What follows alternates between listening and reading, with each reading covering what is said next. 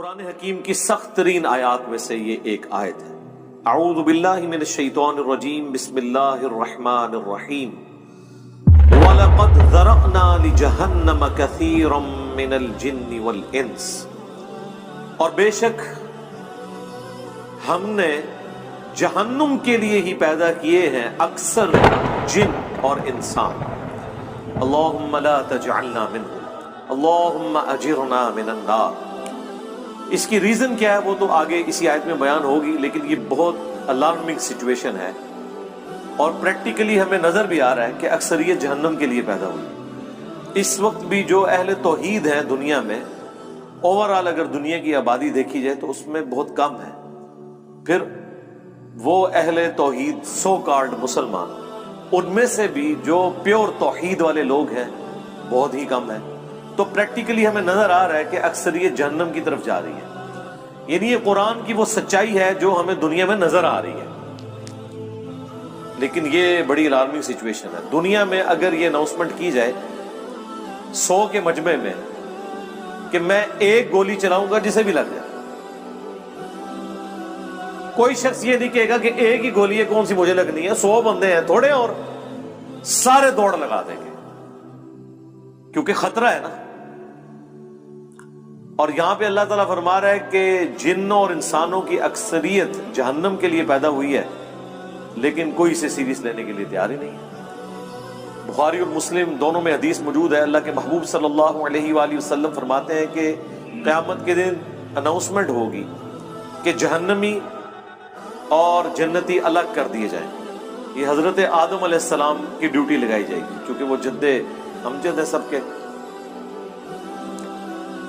تو پوچھیں گے یا اللہ کتنے جہنمی اور کتنے جنتی؟ تو اللہ تعالیٰ فرمائے گا ہر 1000 میں 999 دوزخ میں جانے والے اور صرف ایک جنتی۔ اور یہ وہ وقت ہوگا کہ جب لوگ غم کے مارے بوڑھے ہو جائیں گے۔ سورہ المزمل میں بھی ذکر موجود ہے کہ قیامت کا دن وہ ہے کہ جو بچوں کو بھی بوڑھا کر دے گا غم کے مارے۔ حتیٰ کہ سورۃ الحج میں ہے کہ اس دن تم دیکھو گے کہ دودھ پلانے والی اپنے شیرخوار کو بھول جائے گی، اور لوگ اس طرح نظر آئیں گے گویا کہ نشے کی حالت میں۔ وہ نشے کی حالت میں نہیں ہوں گے بلکہ اللہ کا عذاب بڑا شدید ہے۔ بخاری مسلم دونوں میں حدیث ہے، اللہ کے نبی علیہ السلام حکم فرمایا کرتے تھے کہ تشہد میں 4 چیزوں کے اگینسٹ اللہ کی پناہ طلب کرو۔ اللہم انی اعوذ بک من عذاب جہنم، پہلی چیز جہنم، ومن عذاب القبر، ومن فتنة المحیا والممات، ومن شر فتنة المسیح الدجال۔ جہنم کے اگینسٹ، قبر کے عذاب کے اگینسٹ، زندگی اور موت کی آزمائشوں کے اگینسٹ، اور دجال کے اس بڑے فتنے کے اگینسٹ اللہ کی پناہ طلب کرو۔ سنن نبی داؤد میں حدیث ہے جو فجر کی نماز کے بعد اور مغرب کی نماز کے بعد بغیر کسی سے گفتگو کیے ہوئے 7 دفعہ پڑھ لے اللہم اجرنی من النار، یا جمع کے صیغے سے اللہم اجرنا من النار، اے اللہ ہمیں بچا لے جہنم کی آگ سے، تو اللہ تعالیٰ ایسے شخص کو جہنم کی آگ سے محفوظ کرے گا۔ اللہم اجعلنا منہم مع النبیین والصدیقین والشہداء والصالحین، اللہم انا نسألک جنت الفردوس مع النبیین والصدیقین والشہداء والصالحین، آمین۔ یہ بڑا سینسٹیو ایشو ہے، تو پارہ نمبر 30 جب آئے گا تو آپ دیکھیں وہ تو سارے کا سارا سینٹرڈ اراؤنڈ قیامت کا دن اور آخرت کی سختیوں کے۔ بہرحال یہ اللہ تعالیٰ کی شفقت بھی ہے انسانیت کے لیے کہ آخرت میں جو رزلٹ نکلنے والا ہے وہ پہلے ہی بتا دیا ہے کہ بھائی اکثریت کے ساتھ یہ حال ہونے والا ہے، تو اپنا قبلہ درست کر۔ اس کا رزلٹ یہ نہیں نکالنا کہ چونکہ اکثریت نے جانا ہے لہذا محنت کرنے کی ضرورت نہیں ہے، ان سے بچنے کوئی نہیں۔ آپ کئی لوگوں کو سنتے ہوں گے وہ کہتے ہیں کہ جی مجھے تو اللہ تعالیٰ نے چھوڑنا ہی نہیں قیامت کے دن، میں کم ہی ایسے پیڑے کیتے ہیں۔ اس طرح کے جملے کبھی بھی نہیں بولنے چاہیے۔ بخاری اور مسلم دونوں میں حدیث ہے، اللہ کے نبی علیہ السلام نے فرمایا کہ اللہ تعالیٰ فرماتا ہے میں اپنے بندے کے گمان کے قریب ہوں جس طرح میرے بارے میں گمان کرتا ہے۔ یعنی اگر آپ اللہ کے بارے میں اس طرح کا نیگیٹو گمان کریں گے تو اینڈ رزلٹ یہی نکلے گا۔ اور اگر اللہ کے بارے میں پازیٹیو گمان کریں گے اور اس کے لیے ایفرٹ پٹ کریں گے تو رزلٹ پازیٹیو. یعنی صرف گمان سے بھی کچھ نہیں اور صرف ایفرٹ پٹ کرنے سے بھی کچھ نہیں ہے. گمان بھی اچھا ہے. اللہ کی رحمت اللہ سے مانگنی ہے. بخاری مسلم دونوں میں حدیث ہے, کوئی شخص محض اپنے اعمال کی بنیاد کے اوپر جنت میں داخل نہیں ہو سکے گا. صحابہ نے جرت کر کے پوچھا, اللہ کے نبی کیا آپ بھی؟ اس کائنات میں سب سے بہتر اعمال جس شخصیت کے ہو سکتے ہیں وہ تو رسول اللہ کی ذات ہے صلی اللہ علیہ وآلہ وسلم. تو آپ نے اس کو کیسے ارشاد فرمایا؟ آپ نے فرمایا ہاں میں بھی جب تک میرے رب کی رحمت مجھے ڈھانپ نہ لے میں بھی صرف اپنے اعمال کی بنیاد پہ جنت میں داخل نہیں ہو سکتا. تو میرے بھائی اگر یہ نبی کا حال ہے, یہ نبی کی سچویشن ہے, یہ نبی کا سٹیٹس ہے, تو بابے شاہی کوئی. اب مجھے بتائیں وہ بابے جو یہ کلیم کرتے ہیں کہ ہم اپنے ساتھ آپ کو بھی لے جائیں گے, کتنے؟ ہاں جتنے آپ جان گے, کوئی کسی کو نہیں لے کے جا سکتا جب تک کہ اس کا اپنا قبلہ درست نہ ہو. ہاں اپنا قبلہ درست تھا, تھوڑی بہت کمزوریاں ہوئی, کوئی رعایتی نمبر چاہیے, کوئی شفاعت چاہیے, اللہ تعالیٰ ڈیوٹی لگا دے گا. وہ بخاری مسلم میں حدیث ہے کہ انبیاء بھی سفارش کریں گے, فرشتے بھی کریں گے, اللہ کے نیک بندے بھی, اس سے کسی کو انکار نہیں. لیکن یہ نہیں ہو سکتا کہ آپ دیدہ دلیری کی زندگی گزاریں اور پھر شفاعت کے امیدوار ہو جائیں. Not at all. بخاری مسلم دونوں میں حدیث ہے, جب سورہ الشعراء کی یہ آیت نازل ہوئی کہ اے نبی اپنے قریبی رشتہ داروں کو آخرت کا ڈر سنائیں, تو نبی علیہ السلام اپنے رشتہ داروں کے پاس گئے, اپنے چچا کے پاس آئے اور فرمایا اے نبی کے چچا عباس, میرے مال سے جو لینا ہے وہ لے لے, اگر اللہ نے تجھے پکڑ لیا تو میں اللہ کے حضور تیرے کچھ کام نہیں آؤں گا. اے نبی کی پھپھی صفیہ, میرے مال سے جو کچھ لینا ہے وہ لے لے, اگر اللہ نے تجھے قیامت کے دن پکڑ لیا میں تیرے کچھ کام نہیں آؤں گا. اے نبی کی بیٹی فاطمہ, میرے مال سے جو کچھ لینا ہے وہ لے لے, اگر قیامت کے دن تو پکڑی گئی تو میں تیرے کچھ کام نہیں آؤں گا. اگر یہ سیدہ فاطمہ کا سٹیٹس ہے تو باقی تو شاہی کوئی نہیں. یہ کہنا کہ جی ہمارا مرید کوئی ہو گیا تو ہم جنت میں اس وقت تک نہیں جائیں گے. ہاں اس کے وائس برسا ہو سکتا ہے کہ کوئی شخص یہ کہ میں جہنم میں اس وقت تک نہیں جاؤں گا جب اپنے ساتھ کے کو بھی لے جاؤں, وہ اللہ تعالیٰ یہ خواہش ضرور پوری کرے گا. گروہ در گروہ انہیں جہنم میں ہانکا جائے گا اپنے بزرگوں اور فالورز کے ساتھ, وہ تو ٹھیک ہے. وہ تو سورۃ الاعراف میں ہے کہ جب کبھی کوئی امت جہنم میں داخل کی جائے گی وہ اپنے بزرگوں پہ لعنت بھیجے گی اور کہے گی اے اللہ ہمارے بزرگوں کو دگنا عذاب دے کہ جن کی وجہ سے ہم جہنم میں گئے. تو اللہ تعالیٰ فرمائے گا کہ سب کے لیے دگنا ہے. تم بھی تو اپنے بعد میں آنے والے لوگوں کے لیے پیشوا بنے تھے نا, یہ جو تمہارے اکابرین تھے تم بھی تو آنے والوں کے اکابرین تھے نا. سورۃ الاحزاب میں بھی آیا ہے اللہ ہمارے بزرگوں نے ہمارے بڑوں نے ہمیں گمراہ کر دیا, انہیں دگنا عذاب دے. سورہ حمیمہ سجدہ میں آیا اے اللہ جن اور انسانوں میں سے وہ بزرگ بابے ہمارے حوالے کر جن کے پیچھے لگ کے ہم گمراہ ہوئے, ہم انہیں اپنے پاؤں کے نیچے روندیں گے. آج جس طرح ان کے پاؤں کے تلوے چاٹتے تھے نا دنیا میں, اب ہم انہیں اپنے پاؤں کے نیچے روندیں گے کہ انہوں نے ہماری آخرت برباد کر دی. بڑا سینسٹیو ایشو ہے. جب اتنا خطرناک نہیں بلکہ خطرے ناک مسئلہ ہو پھر اس کی سینسیویٹی کے پوائنٹ آف ویو سے اسے اتنے ہی شد و مت کے ساتھ بیان کرنا چاہیے. یہ میٹھی میٹھی باتیں کرنے سے آپ کو آخرت کے بارے میں کبھی بھی آئیڈیا نہیں ہوگا کہ انسان کتنے بڑے خطرے سے دو چار ہونے والا ہے. یعنی جب اللہ تعالیٰ فرما رہا ہے کہ اس دن خاوند اپنی بیوی کو, بیوی اپنے خاوند کو, بہن بھائی ایک دوسرے کو, ماں باپ اولاد کو, اولاد ماں باپ کو بھول جائے گی, تو مجھے بتائیں اس صورتحال کے اندر کوئی شخص کسی کی جنت کی گارنٹی کیسے لے سکتا ہے؟ اسے تو اپنی فکر لگی ہوئی ہوگی. اچھا دوسری طرف یہ دیکھیں کتنے دیدہ دلیر ہیں کہ بخاری مسلم میں حدیث ہے قیامت والے دن ہر نبی کہے گا نفسی نفسی, آج مجھے اپنی جان کی فکر ہے. آدم علیہ السلام کی جو غلطی معاف ہو چکی وہ اس کو یاد کریں گے. ابراہیم علیہ السلام اپنی اجتہادی خطا کو یاد کریں گے, موسیٰ علیہ السلام اپنی اجتہادی خطا کو یاد کریں گے. ہاں عیسیٰ ابن مریم کہیں گے کہ تم محمد رسول اللہ کے پاس جاؤ، اللہ تعالیٰ نے ان کی اگلی اور پچھلی ساری اجتہادی غلطیاں جو گناہ نہیں تھے وہ معاف فرما دیے، اور نبی الاسلام کے ہاتھوں پہ شفاعت کا دروازہ کھلے گا۔ آپ کے علاوہ، آپ کے سوا تمام پیغمبر نفسی نفسی کر رہے ہوں گے، تو اس صورتحال میں یہ کہنا کہ میرا بابا مجھے بچا کے نکال لے گا، تو تیرا بابا بڑا ہے یا اللہ کا پیغمبر بڑا ہے؟ سوچنے والی بات ہے، کتنی بڑی یہ توہین کر رہے ہیں، کتنی بڑی توہین کر رہے ہیں پیغمبروں کی۔ یہ اپنے بابوں کو پیغمبروں سے بڑا سمجھتے ہیں۔ انبیاء تو کریں کہ یا اللہ ہمیں اپنی جان کی فکر ہے، اور بابے کہیں کہ میں نے اس وقت تک جنت میں نہیں داخل ہونا جب تک کہ اپنے سارے مرید نہ لے جاؤں۔ یہ کہیں عقل میں بیٹھتی ہے؟ اسی لیے یہ بالکل ٹھیک کہتے ہیں کہ قرآن و حدیث ڈائریکٹ نہیں پڑھنا، گمراہ ہو جاؤ گے، کیونکہ جس سے وہ ہدایت بنائے بیٹھے ہیں وہ تو ہے گمراہی، اور جو اصل ہدایت ہے اس کو وہ گمراہی کہتے ہیں۔ یعنی جب وہ آپ کو کہہ رہے ہیں نا گمراہ ہو جاؤ گے، مطلب آپ ہدایت پہ آ جاؤ گے، کیونکہ گیئر ان کا الٹا لگا ہوا ہے نا۔ سورۃ الاعراف میں آیا ہے کہ جو حق سے اناد کرتے ہیں نا ان کی یہ حالت ہو جاتی ہے کہ جب وہ گمراہی کا راستہ دیکھتے ہیں اسے اڈاپٹ کر لیتے ہیں، اور جب ہدایت کا راستہ دیکھتے ہیں اس سے روگردانی کرتے ہیں، کیونکہ وہ اسے سمجھ رہے ہوتے ہیں کہ یہ گمراہی کا راستہ ہے۔ جو اللہ تعالیٰ نے فرمایا کہ شیطان نے ان کے برے اعمال ان کی نظروں میں سنوار دی۔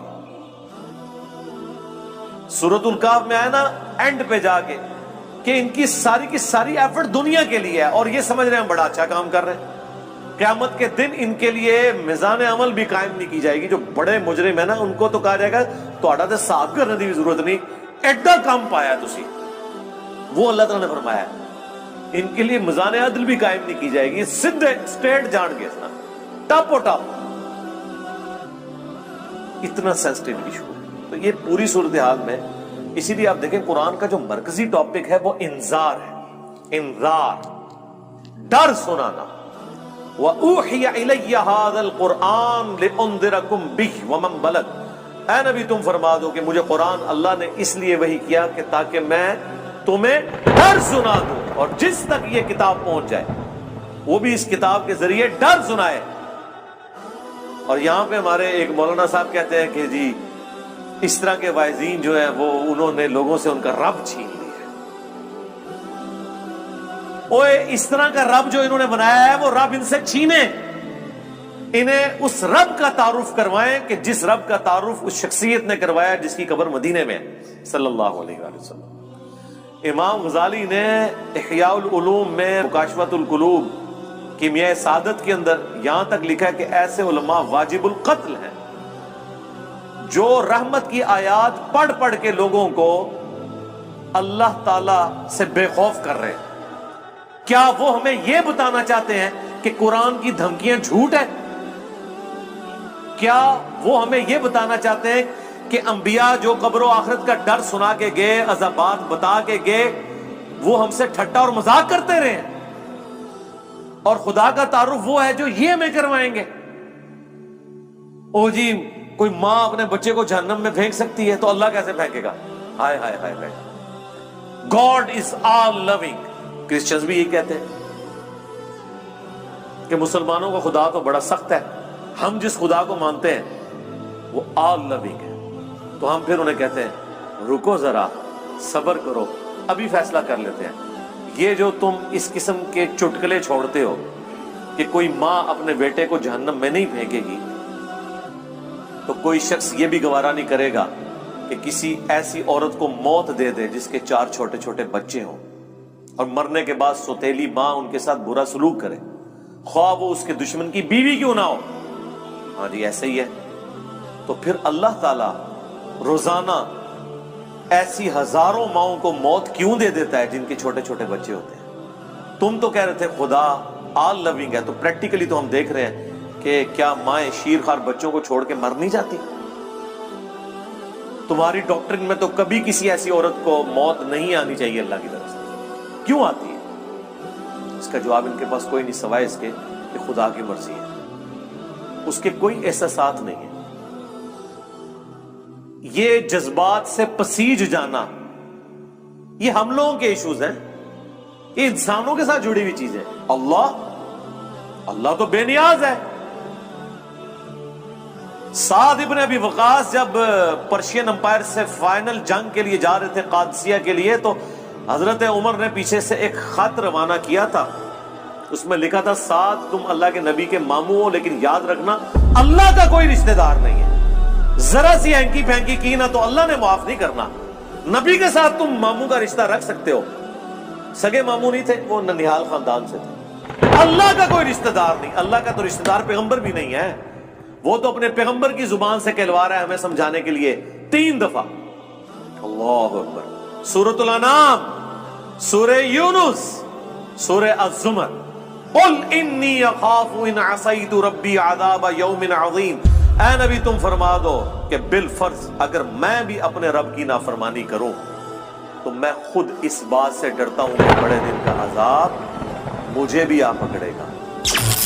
میرے بھائی یہ کون بات کر رہا ہے؟ اللہ کے نبی. اور کون کہلوا رہا ہے؟ اللہ.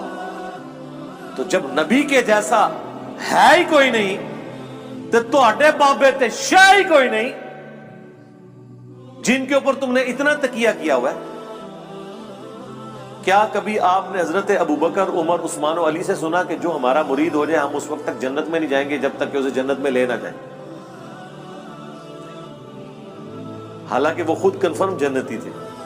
آخری وقت تک ڈرتے رہے. جامعہ ترمذی میں حدیث ہے حضرت عثمان غنی جب بھی قبرستان جاتے تو بہت روتے تھے. لوگوں نے پوچھا کیوں؟ فرمایا اس لیے کہ خود میں اللہ کے نبی سے سن چکا ہوں کہ آخرت کی منزلوں میں سے پہلی منزل قبر ہے. جس کی یہ منزل صحیح نکلی اس کی اگلی آسان ہو جائے گی، اور جو ادھر پھنس گیا اس کی اگلی منازل مشکل در مشکل ہو جائے گی. اسی کو پنجابی میں ہم کہتے ہیں نا کہ عقل نہ ہوئے تے موجیں ہی موجاں، عقل ہوئے تے سوچیں ہی سوچاں.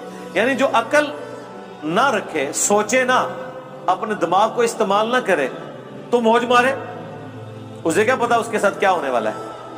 لیکن جسے عقل ہوگی وہ ہر وقت سوچے گا کہ یار میرے ساتھ بننا کیا ہے. یہ وہ چیز تھی جو صحابہ کو، اہل بیت کو، صحیح العقیدہ، تابعین تبع تابعین کو ہمیشہ گاڈ اورینٹڈ رکھتی تھی. وہ کبھی بھی آخرت کے عذاب سے بے فکر نہیں ہوتے تھے. آپ قرآن دیکھ لیں. اچھا عام بندے سے پوچھیں نا قرآن، وہ جی قرآن تے رحمت ہی رحمت ہے جی اللہ دی. پڑھا ہے ہی کدے؟ کوئی بتا نہیں. پڑھا ہوتا تو تجھے پتا ہوتا کہ رحمت کس کے لیے ہے. اللہ تعالیٰ نے کبھی بھی توبہ اور رحمت کا ایبسولوٹ وعدہ کسی کے ساتھ نہیں کیا سوائے اس کے کہ جو اپنی اصلاح کر کے درست روش اختیار کر لے. دیکھیں نا سورہ النحل کے اینڈ پہ جا کے کتنی سخت آیات ہیں. اس کے بعد بھی اگر کسی کو نہیں سمجھ آتی تو ٹھیک ہے، اس کی بدقسمتی ہے. ہم تو قرآن سے احادیث سے حوالے دے کے سمجھا ہی سکتے ہیں نا جی، زبردستی تو نہیں کر سکتے. اللہ تعالیٰ فرماتا ہے ثم ان ربک للذین عملوا السوء بجہالہ، سورہ النحل آیت نمبر 119.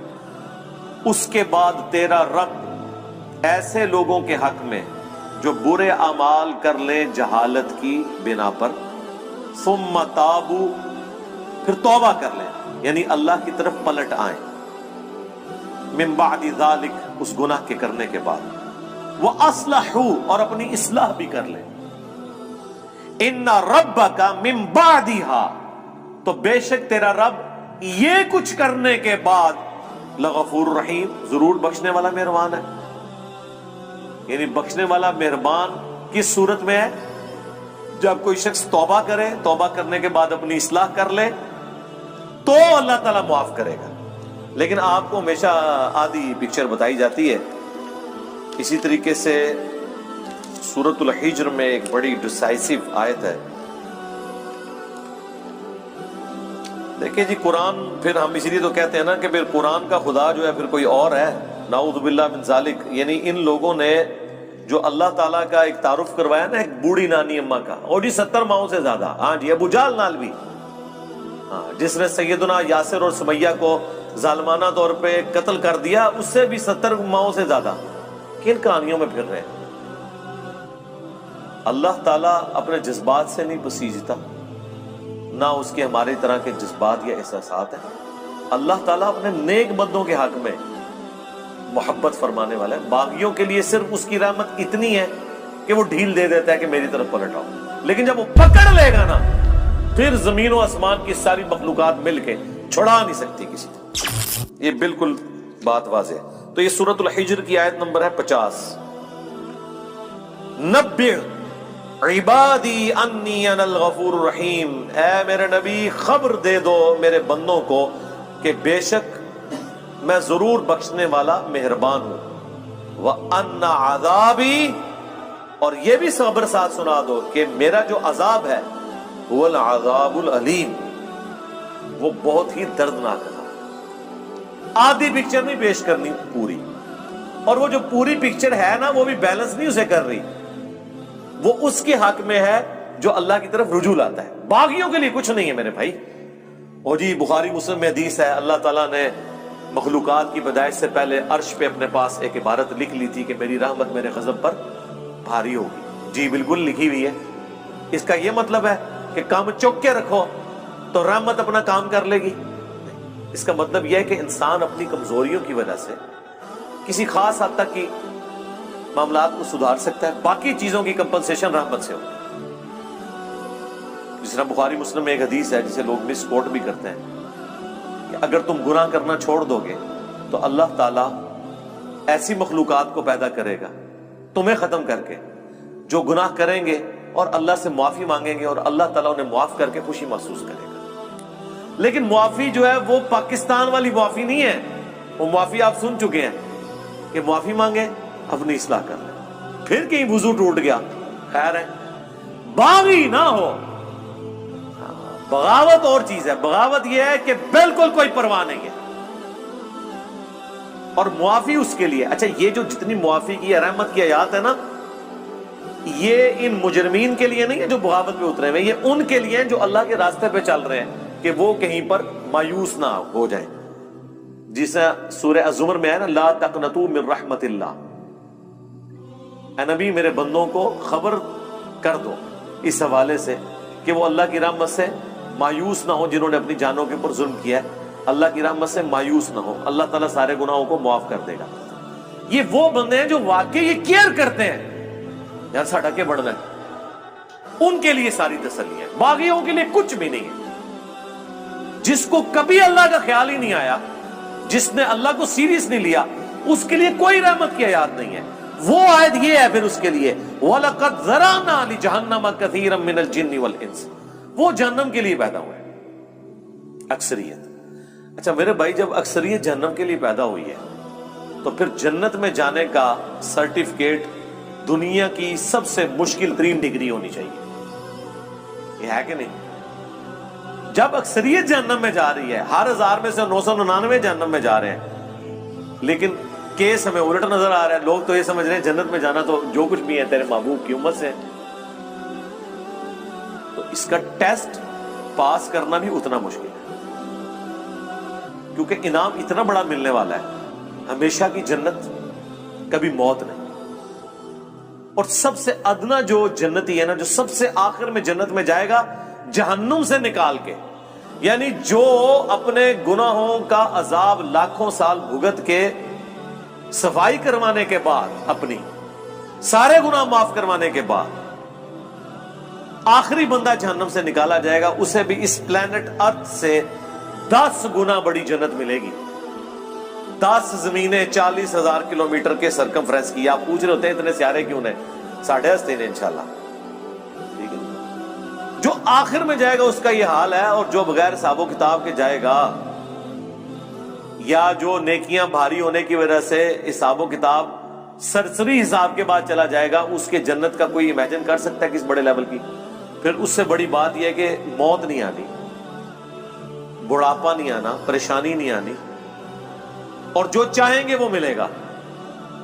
تو مجھے بتائیں, جب یہ تو آپ سمجھ لیں آلموسٹ اللہ تعالیٰ نے خالق اور مخلوق کا ہی فرق رکھا ہوا ہے, ذاتی عطائی کا فرق رکھا ہوا ہے, باقی اللہ تعالیٰ نے آپ کو شیئر کر دی ہے وہ چیز جو آپ کے اندر چھپی ہوئی خواہش ہے, جس کی وجہ سے انسان دعوی خدائی کرتا ہے.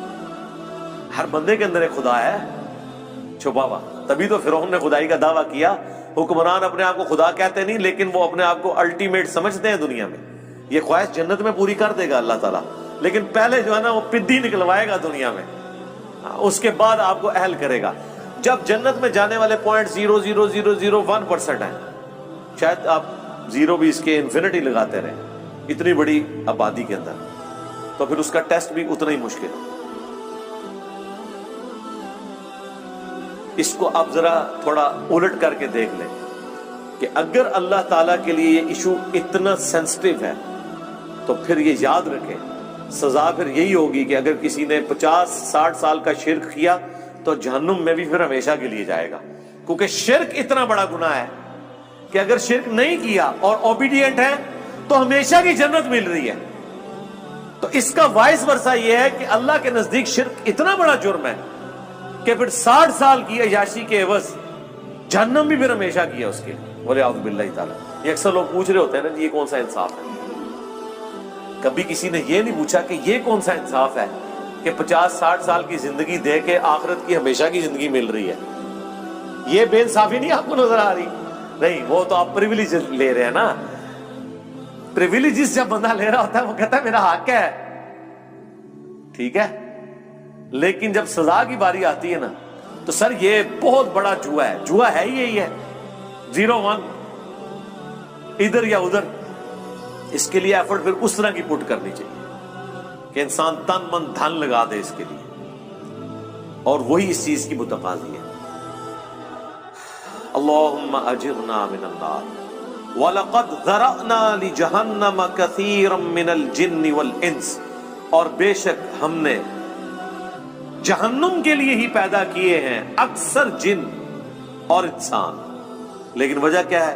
لَهُمْ قُلُوبٌ لَا يَفْقَهُونَ بِهَا، ان کو ہم نے دل دیے تھے، عقل دی تھی، لیکن انہوں نے کبھی وہ عقل استعمال ہی نہیں کی. یعنی یہ جو میں ابھی آپ کو آدھے گھنٹے سے ابھار رہا ہوں، وہ عقل جو دی ہوئی ہے نا اللہ نے، اس کے ذریعے میں نے آپ کو ٹریگر کروایا. بس میں نے اپنا کام کر دیا، آپ کا بھی کام ہو گیا. اب آپ نے خود ہی جہنم کمانی ہے تو کمانی ہے. پتہ چل گیا کہ معاملہ بڑا ڈٹ ہے، بڑا خطرناک ہے، بلکہ خطرے ناک ہے. وَلَهُمْ أَعْيُنٌ لَا يُبْصِرُونَ بِهَا، اور ہم نے ان کو آنکھیں دی تھی لیکن وہ آنکھوں سے دیکھنے کا سا دیکھنا نہیں دیکھتے. یعنی کہتے ہیں عقل مند وہ ہے جو دوسرے کی غلطیوں سے سبق سیکھ لے. اپنی غلطی سے تو سبق سیکھنا عقل مندی ہے، لیکن چھوٹی. بڑی عقل مندی ہے کہ آپ وہ کام کریں ہی نہ جس کا اینڈ رزلٹ آپ اپنے سامنے دیکھ چکے ہیں کہ لوگوں کے ساتھ یہ ہوا. وہ آنکھ عبرت والی. وَلَهُمْ آذَانٌ لَا يَسْمَعُونَ بِهَا، اور ان کے کان تو تھے لیکن وہ سننے کا سا سننا نہیں سنتے. یعنی انہوں نے اپنی عقل کو، اپنی آنکھوں کو، اپنی بصارت کو، اپنی جو ہے وہ سوچنے سمجھنے کی صلاحیتوں کو اس کے لیے پٹ نہیں کیا.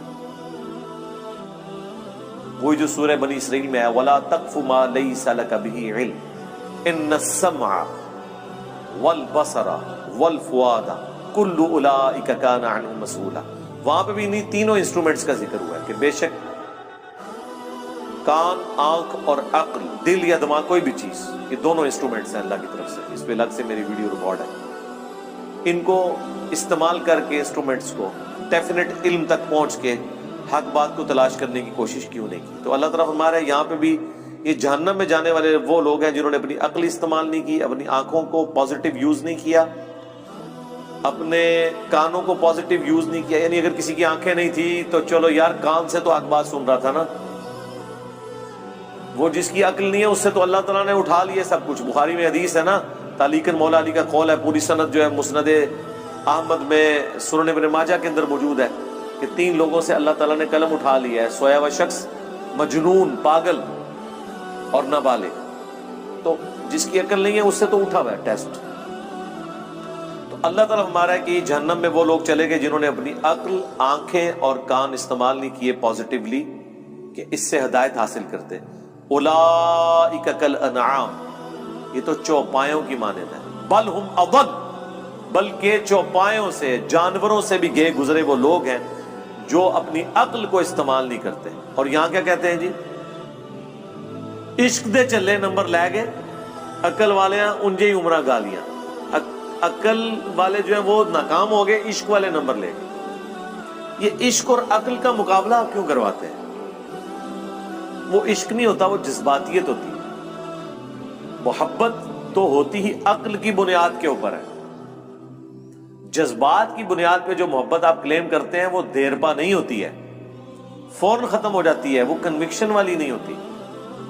لیکن جو عقل کی بنیاد پہ کسی سے آپ محبت کرتے ہیں وہ کنوکشن والی ہوتی ہے، سٹیبل ہوتی ہے۔ عقل ایک ایسی چیز ہے جس کے ذریعے آپ اس محبت کو ارن کر سکتے ہیں۔ نبی صلی اللہ علیہ وآلہ وسلم کی، صحابہ اور اہل بیت کی محبت ہمارے ایمان کا حصہ ہے، لیکن یہ ہمارے خون میں شامل نہیں ہے۔ خون میں تو ہماری محبت ان رشتوں کے ساتھ ہے جو ہمارے ساتھ اٹیچڈ ہے، لیکن ان ہستیوں کے ساتھ ہماری محبت ہمیں ارن کرنی پڑتی ہے۔ جب ہم ان کے بارے میں پڑھتے ہیں، ان کی اللہ کے لیے کمٹمنٹ پڑھتے ہیں، اللہ کا تعارف ہمیں ان لوگوں کی وجہ سے ہوا تو ہمارے دل کے اندر ان کے لیے جذبات پیدا ہوتے ہیں۔ ہم نے حضرت ابوبکر کو نہیں دیکھا، حضرت عمر کو، عثمان کو، علی کو، لیکن جب ہم ان کے واقعات پڑھتے ہیں کہ انہوں نے کس طرح پیشن سے نبی علیہ السلام کے لیے تن من دھن لگایا، تو ہمارے دل میں ان کے لیے محبت ہے۔ کیا وہ محبت اس وجہ سے ہے کہ وہ بڑے خوبصورت ہوں گے؟ ہو سکتا ہے آپ کو مایوسی ہو، آپ نے جو محبت کا اور خوبصورتی کا کرائٹیریا بنایا ہے اس میں وہ پورے نہ اترے۔ ہم بغیر دیکھے ان سے محبت کرتے ہیں ان کے اعمال کی وجہ سے۔ تو سرکار اللہ کا بھی یہی کرائٹیریا ہے۔ صحیح مسلم کی حدیث ہے، اللہ تمہاری شکلوں اور مال کو نہیں دیکھتا، دلوں اور اعمال کو دیکھتا۔ شکل کو کیوں دیکھے گا؟ شکل تو ہم نے خود بنائی نہیں اپنی، تو اللہ کسی کی شکل پہ کیسے فیصلہ کرے گا؟ جو بنائی اس نے خود ہوئی ہے۔ تو اگر کسی کی شکل خوبصورت نہیں ہے تو اللہ نے اسے دی ہے نا، تو اللہ اس کی شکل کے اوپر کیسے فیصلہ کر سکتا ہے؟ شکل آپ اپنی خوبصورت نہیں کر سکتے، لیکن اپنے اعمال خوبصورت کر سکتے ہیں۔ دنیا انسان اپنی نہیں بنا سکتا، کوشش کرے بن بھی جائے گی، عین ممکن ہے ناکام بھی ہو جائے، لیکن آخرت کبھی ناکامی نہیں ہوگی اگر دنیا میں آپ نے ایفرٹ پٹ کر لیا۔ اسی لیے اللہ قرآن میں بار بار کہتا ہے کہ ہم آخرت کی نعمتیں دیں گے، اللہ تعالیٰ وعدہ خلافی نہیں کرتا، اللہ نے جو وعدے کیے اپنے پیغمبروں کے تھرو اللہ اس کی خلاف ورزی نہیں کرے گا۔ یہ بات اللہ کو بار بار کیوں قرآن میں کہنی پڑتی ہے؟ اس لیے کہ انسان کو بعض اوقات یہ خیال آتا ہے کہ دنیا میں بڑی محنت کی تھی، اینڈ رزلٹ یہ نکلا کہ سارے کاروبار فلاپ ہو گیا، اتنی محنت سے ڈگری حاصل کی تھی نوکری نہیں ملی، تو کہیں یہ نہ ہو کہ دنیا میں بھی نمازیں پڑھتے رہے اور اینڈ پہ ادھر کی شاشی تو ختم کی، اگے بھی نہ جانتی رہے۔ لیکن ایسا نہیں، آخرت کا رزلٹ ہمیشہ پازیٹیو ہی نکلنا ہے۔ آخرت میں آپ پہ تقدیر کبھی غالب نہیں آنی۔ وہ دنیا میں تقدیر کس لیے غالب آتی ہے کہ اللہ نے کسی کو دے کے ازمانا ہے، کسی سے لے کے ازمانا ہے۔ وہ اللہ کی طرف سے ہوتا ہے، جو مولا علی کا قول ہے کہ میں نے اپنے ارادوں کے ٹوٹنے سے اللہ کو پہچانا ہے۔ وہ قرآن میں حکم ہے اللہ تعالیٰ کی طرف سے، وَلَنَبْلُوَنَّكُمْ بِشَيْءٍ مِّنَ الْخَوْفِ وَالْجُوعِ وَنَقْصٍ مِّنَ الْأَمْوَالِ وَالْأَنفُسِ وَالثَّمَرَاتِ، ضرور آزمائیں گے بھوک سے، خوف سے، جان اور مال میں نقص کے ذریعے۔ تو دنیا میں ایسا کرنا یہ اللہ کے پلان کا حصہ ہے کہ محنت کرو گے، اینڈ پہ جا کے زیرو ہو جاؤ گے، 99 پہ سانپ کاٹ جائے گا، لیکن پھر دوبارہ اٹھو گے، نہ بھی اٹھے اس کے پہلے آخرت کی تیاری کرتے رہے، وہاں 99 پہ سانپ نہیں کاٹے گا، ناٹ ایٹ آل۔ وہ اللہ تعالیٰ نے کہا آخرت میں یہ نہیں ہوگا کہ دنیا میں کسی نے محنت کی ہے رزلٹ اپوزٹ نکلا ہے، ایسا نہیں ہوگا۔ ہاں یہ کہ غلط ڈائریکشن میں گتی، عاملۃ ناصبہ، عمل کر کر کے تھک جانے والے، عقیدے میں شرک ہے، پیغمبروں کی جو ڈیمانڈ ہے اپنے امتیوں سے کہ اللہ تعالیٰ تمہیں اس طرح کا انسان دیکھنا چاہتا ہے، وہ آپ پوری نہ کریں اور آپ اپنے من کے پھیرتے رہیں، لمبے بال رکھ کے، پگڑیاں باندھ کے آپ یہ سمجھ رہے ہیں کہ بس ہم جنتی ہو گئے، تو اس کے ذریعے تو میرے بھائی جنت نہیں ملنے والی۔ یہاں تو گیٹ اپ کے فتنے کے اوپر ہی سارے کا سارا معاملہ چل رہا ہوتا ہے۔ آپ، میں کہتا ہوں کسی سکھ کو بھی وہی گیٹ اپ پہنا دینا جو ایک مسلمانوں کے علماء کا ہے، لوگ ہاتھ چومنا شروع کر دیں گے، بتائیں نا ان کو، تو آپ دیکھیں وہی کچھ ہوگا۔ یہاں تو یہ سب کچھ چل رہا ہے۔ تو اللہ تعالیٰ ہمارا کہ ایسے لوگ جانوروں سے بھی بدتر ہیں جو اپنے انسٹرومنٹس جو ہم نے ان کو دیے تھے انہیں یوز کر کے حق بات تک نہیں پہنچتے۔ یہ وجہ تھی ان کی جہنم میں جانے کی۔ اولئک ھم الغافلون، یہی وہ لوگ ہیں جو اصل میں غافل ہیں۔ غفلت میں پڑے ہوئے ہیں. یعنی لوگ تو کہتے ہیں نا بڑا فلاں دنیا میں ہوشیار ہے. اللہ فرما رہا ہے سب سے بڑا بیوقوف ہی وہ ہے جس کو اپنی آخرت کی فکر نہیں ہے. یہاں پہ جو بندہ بالکل ایماندار ہو سیدھا ہو نا, اس کے ماں باپ کو بچپن سے اس کی فکر لگ جاتی ہے کہ میرا منڈا بالکل سیدھا ہے جی, پتہ نہیں تھا کیا پڑھنا ہے. اور جو 1 نمبر کا 2 نمبری ہو 10 نمبری ہو, چلاک ہوشیار اس طرح کا ہو کہ لوگوں کو دھوکہ دیتا ہو, تو لوگ کہتے ہیں جناب یہ میرا بچہ ہے, ایک کامدہ بچہ نکلا ہے میرا. یہ کرائٹیریا ہے لوگوں کا. تو عقل مند وہ ہے جو آخرت بنا لے, دنیا پہ کمپرومائز کر لے ایک خاص لیول تک. یہ نہیں ہے کہ بھوکے مر جائیں گے آپ, ایسا نہیں.